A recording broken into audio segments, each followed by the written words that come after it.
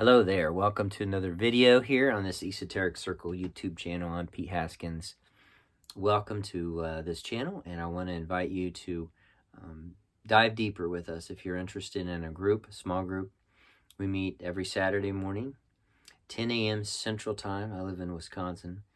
Central Time here on Saturday mornings, and we have been studying Gnosis 1, Moraviev's Gnosis 1, and we're about 6 chapters into that, and we're almost finished with Robin Amos's A Different Christianity. So we just finished chapter 13, so we have a couple chapters to go.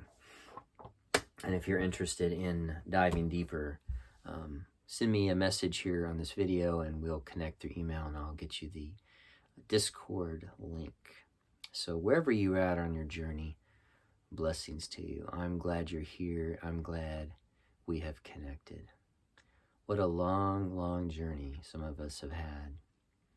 And it is wonderful to just relax and just be with you here. So wherever you're at, blessings to you.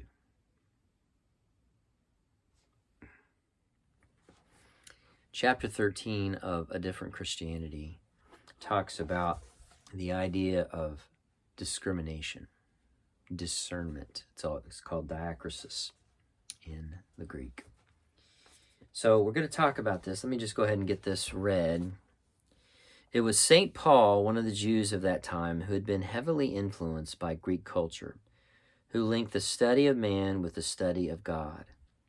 Diakrisis is one of the gifts of the Spirit that are described by St. Paul, which are still sought in monasticism today. In the next few centuries, the fathers of the church defined diakrisis more precisely. In particular, certain of the early fathers, including St. John Cassian, quoting St. Anthony the Great, defined this as a specific form of discrimination.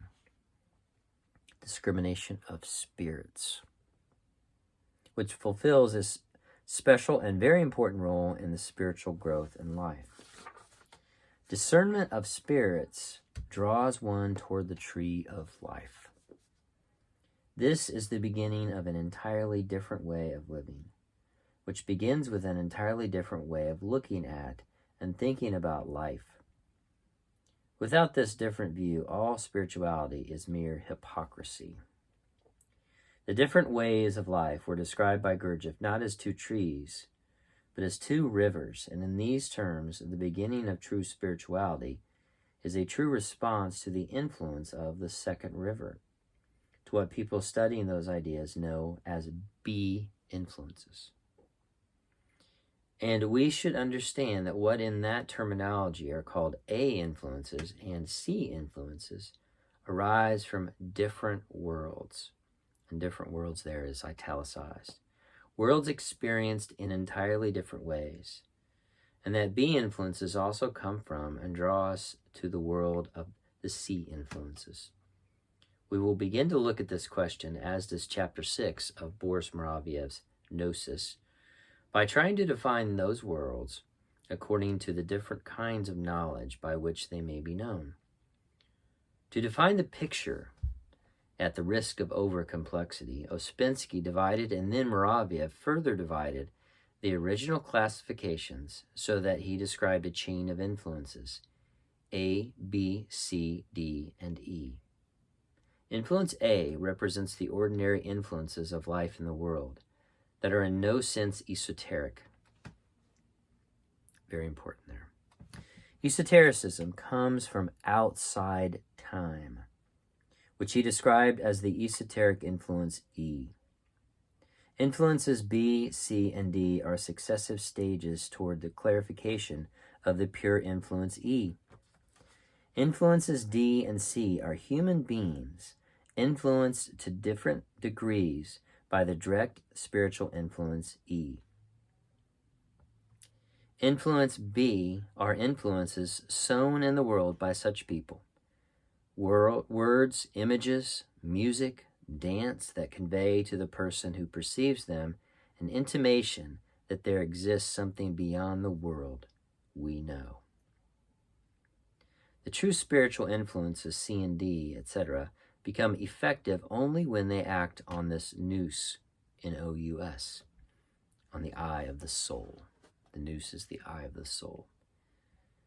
As ideas, they have no effect as long as they are only stored as verbal memories in the personality. All right, let's dive deeper. John Cassian continues here in this writing. He says, discrimination then is no small virtue, but one of the most important gifts of the Spirit. It is the greatest gift of God's grace, he says. So this idea that discrimination is one of the most important gifts should alert you. When you are going about your day, you are inundated, you are flooded with influences, constantly bombarded with what is called these A influences, which come from a different world, just as the C influences do.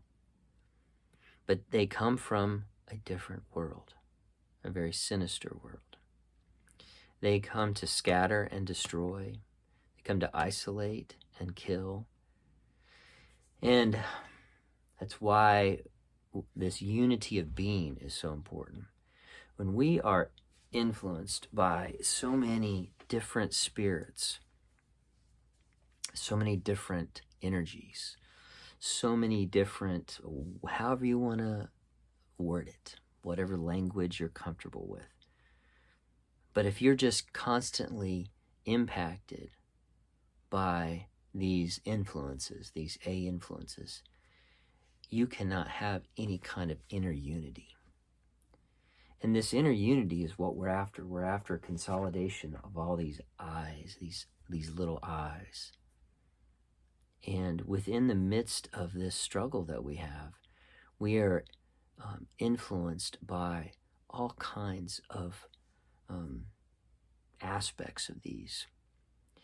And in our day and age, we have a much tougher way of it than John Cassian or St. Anthony or Augustine or any of them.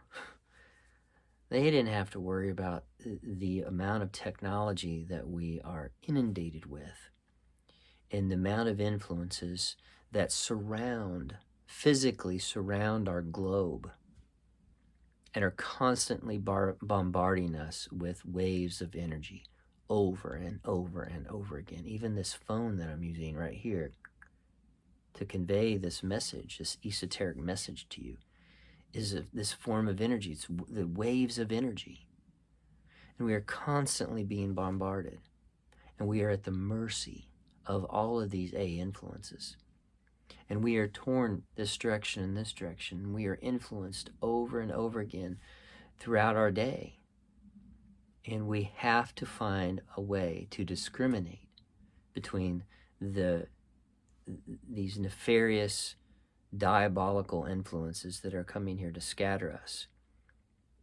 And then the B influences, which help bring us this sense of God's Spirit into our world. These B influences, which are music and art and science and things of culture, civilized world. And then we move toward these C and D influences, which are actual people. How does he put this? Let me look that up just real quick.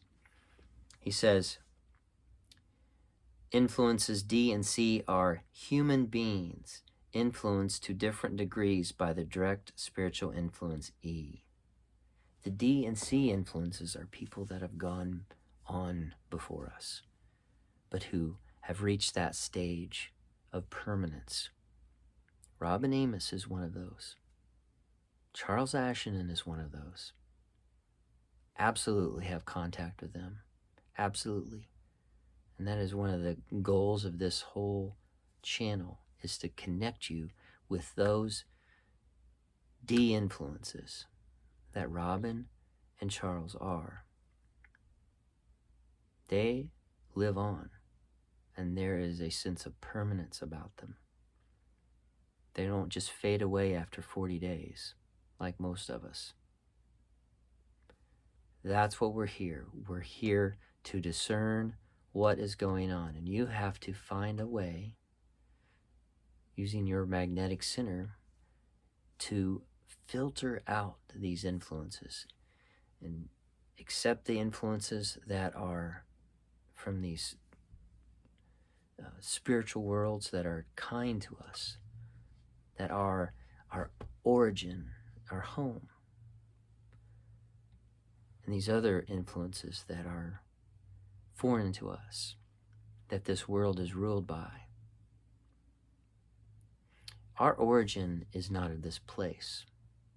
If you've listened to this video long enough and you're attracted to these ideas, and you're attracted to the idea of the inner church, and the idea that the esoteric world is an unseen world that you want to know more about, for some reason you're curious about it.